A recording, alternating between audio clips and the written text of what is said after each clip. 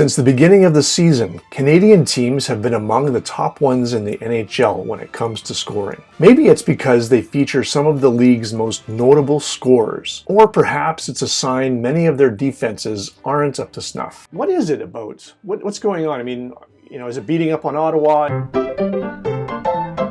There's talents. I mean, McDavid and Draisaitl are recent Art Ross champs. It goes beyond that. I mean, obviously Montreal has seen some great success early in the season. Never mind Toronto too. A large part of it is that it's stats night every time you play Ottawa. And Edmonton put up 12 games in 2 games.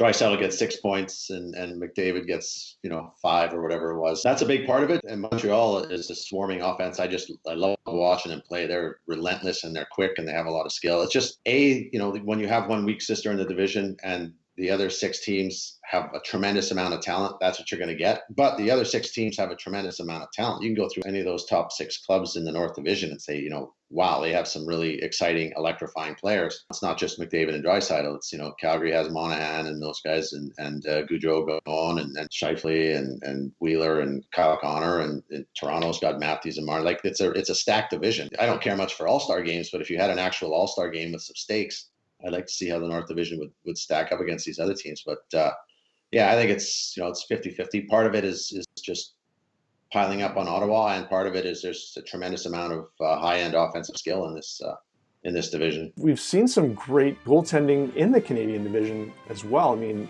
Jacob Markstrom, Connor Hellebuck, the reigning Vezina Trophy winner. I mean, they're actually having good seasons too.